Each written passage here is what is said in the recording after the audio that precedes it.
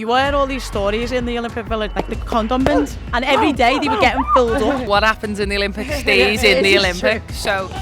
Keep your goddamn hands up! He was in like budgie smugglers and he had like a sound system. All of a sudden there's all paparazzi all around me taking pictures where they look. There's Kobe Bryant and LeBron James standing behind me. Well, yeah, just throw just one shot. That's it.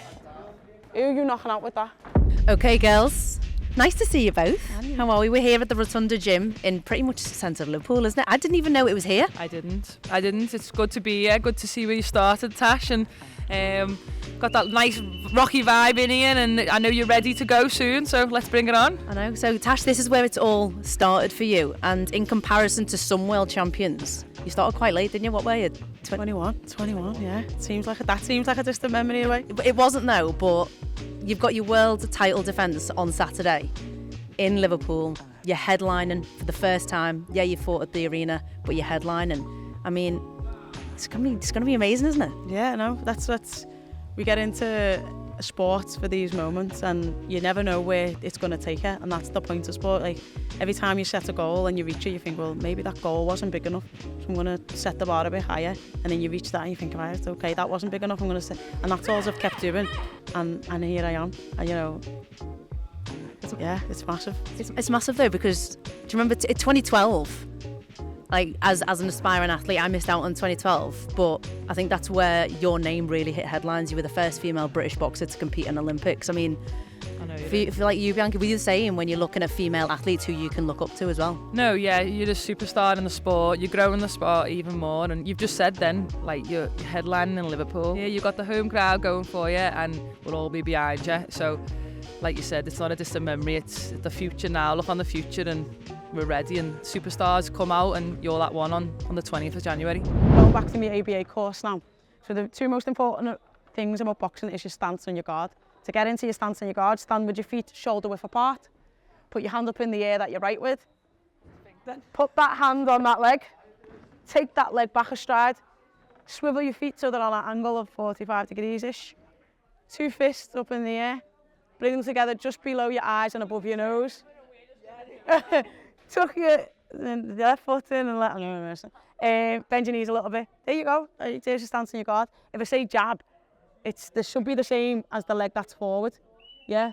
So your shoulder, your elbow, and your wrist should all be in a straight line. You're kind of looking down where the middle knuckle would be, and your chin's like tucked behind. Yeah. Just tucked behind your shoulder a little bit. So that's your jab. Yeah. Do you have any major tournaments here in the UK? The biggest one we had was the World Championships in Manchester, so that was good. Took the title, so that like you do. It does make a difference. We hosted the Europeans in 2015 and we won, and we were never expected to win. But like, one thing that we all have in common, and again, we're gonna say it, we're all like world champions, title winners. We all know what it takes to win.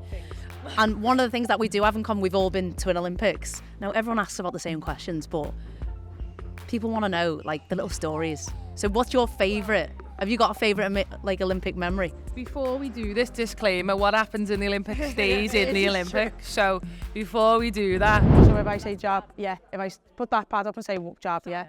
If I say 1, 2, yeah. If you miss, you're going to find out what's going to happen. You're going to find out before Mayer. So 1, 2. That's it. You ready? And again. And again. Good. Jab. That's it. That's a good job. And again. Okay. Knuckle facing down. Yeah. Jab. 1, 2. That's it. And again. And again. I remember in Rio, I was walking out from dinner, and Usain Bolt's apartment was there because everyone was in the apartment, and there was a balcony.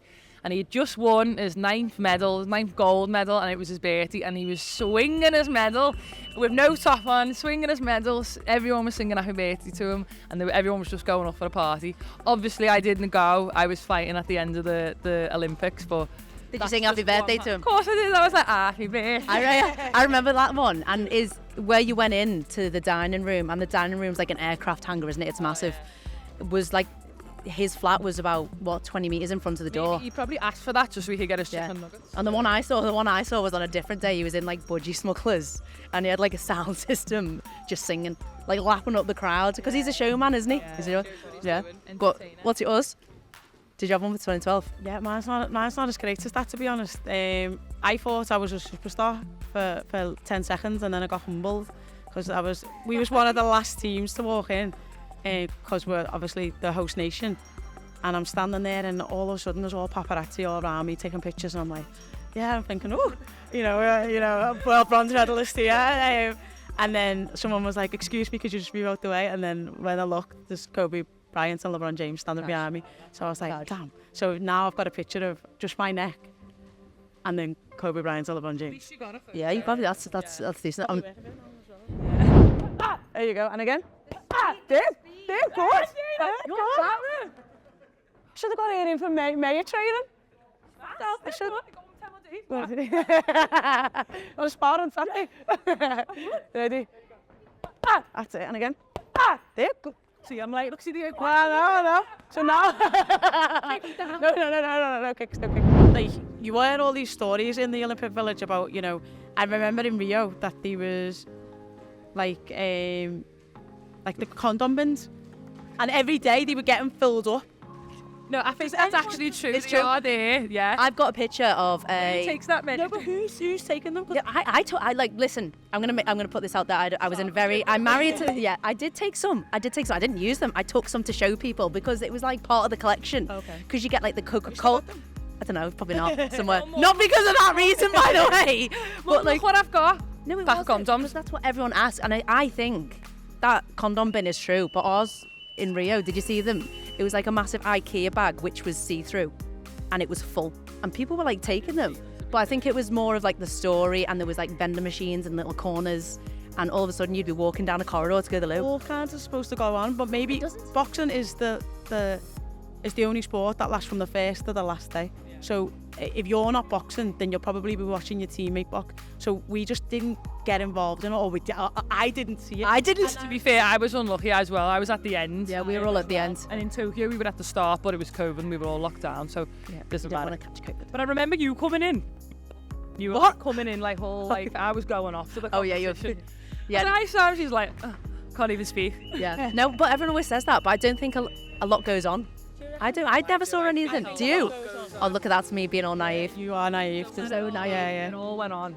Did you see stuff go on? No, but 100% stuff goes Yeah, but can you imagine the powerhouses of them babies? Think about it, it's logical. 4 years, athlete, sport, then it gets to the highest point in the career, low, they win, they lose, whatever, and then all that testosterone going off? No way, mate, no chance. There we go. That'll be our next episode then. After Paris 24, well, I'll secret a pub reporter. You get a little spy cam, YouTube channel after the Olympics. Now this backhand, like this has got to be your knockout shot. You kind of set that up, boom. So this has got to be your hardest shot. So I just want this on its own, and I want to see as hard as you can, but make sure that an extreme. I know, because I'm trusting that you will aim for the pad and not my face. Yeah, when I say that. Well, yeah, just throw just one shot. That's it. Who are you knocking out with that? That's what I call a love puff. That's not knocking no one out. So 2016 was my last Olympics. You've still got Paris to go. For you, Tash, since 2012 as well, you had a baby. I'm a mum of two, and one thing that I always look at the likes of you, Laura Kenny, even Jess Ennis when she did it, was returning to elite sport after having a baby. Because I remember thinking, oh, okay, it's doable. But until you put yourself in that situation, your body changes in so many different ways. I don't know how you do it, and I still don't know how you do it even now with Mila, who's 8 now. Yeah. How do you manage with all the time and your body? I think like everything, I retired from amateur boxing, and I had no intentions of going pro. And then I had it, and then like you're so overwhelmed with like information and trying to be perfect and make sure that the baby that you've got is perfect, and hold them enough but not too much, give them enough but not too much, breastfeed them You know where we are if you need the advice. So getting through that was the stress. And once then when I got through that little phase of putting her in her routine, then I realised boxing was gone, and I was like, well, God, what do I do I now? think it was gone as in like career over. Yeah, I thought, what do I do now? Because it's a big void to fill. And then obviously the opportunity came to go pro. But I think as well, like for a very long time, I held off on having a kid. I remember thinking at like 23, right, when I'm like 30, 40, I'm gonna have like 5, 6 kids. Yeah, no, I know. So you don't realise that like how much female athletes have to like schedule babies around things and like. It was never an option though. Like even when I was playing, it was never an option. It wasn't in any contracts. No, well, for boxing, our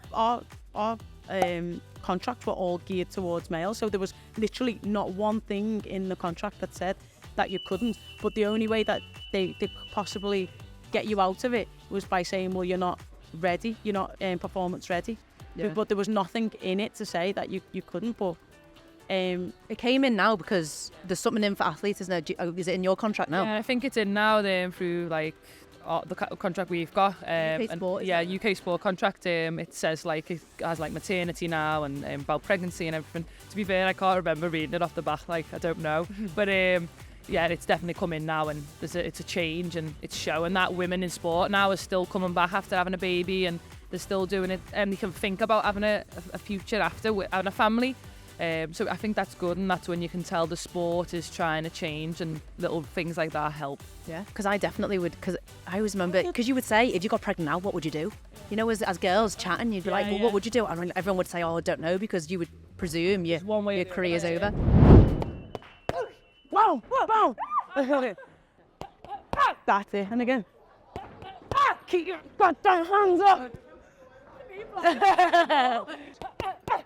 So when are we joining Misfits?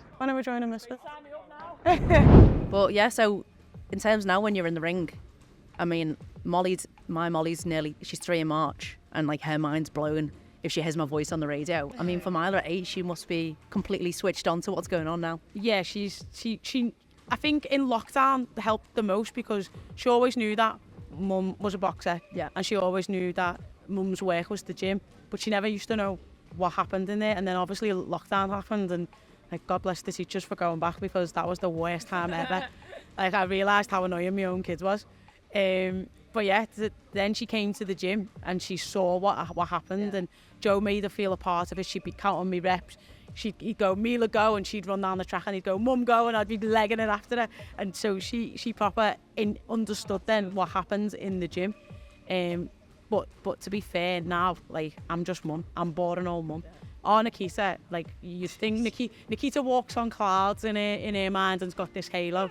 But me, she's just not interested. The only time I got one little bit of, like, kudos with her is when the school asked me to come in and I brought the belt in, and everyone's like, Mila, is that your mum? Is that your mum? And I was like, yeah. Like you now. Yeah, and then she was like, that's fine. But that's the only time. I'm just boring old mum today. She's coming on, is she going to go Saturday, or will she watch from home? She'll watch from home. It's hard to keep her entertained for the boxing shows are a long time, and she's still like at that age where she'll watch a few, and she can score a fight, to be fair. I said, baby, who won that round? She said, Mum, I think that one won, so she can score it, she understands it. Better than some of the judges out there at times. I know you can't say anything, Tash. Yes. We're going to be there. We are going to be there, and we'll be cheering you on. We'll be there cheering you on all night, and we know you're going to do it, and we'll be scoring. Hopefully you the win. We'll be making enough noise, hopefully, to like make a... Yeah. Oh, honestly, like my voice projects and echoes in that thing, in the Echo Arena, so we'll be there. Who's the voice that you can hear? Because there's always... Yeah, I have. Yeah, it's my husband's Aaron. I can always hear him. And our boss, Gary Hall, because you knew you were either in trouble or you needed to do something else, and he's got like that voice, so that, and then my friend Jade. I think you pick and who you want to pick as well, you know. I think so Jade Jones, I can hear them 3 all the time. Everyone else I think I just blank out, even the coaches. Yeah, I think mine was my husband, because he's just got a very loud voice. He's actually coming as well. Okay, so there you go, you got that on your side. I'm actually going to see the full Monty at 2:30 at the Liverpool Empire beforehand, so I will save some screaming voice for the fight on Saturday. That would be at your fight. But no, it's going to be an epic one, and I think there's a few tickets been released, haven't there? Because there are some still available. So, I mean, what an opportunity to get out. If you're local, if you're not, if you're in the northwest, come down. It's going to be rocking, isn't it? It's going to be a show. Fireworks are going to go off and you're going to see her defend and get that world title back. So make sure you're down on the 20th of January to see this girl go. You've got it all, haven't you? Yeah. See you then.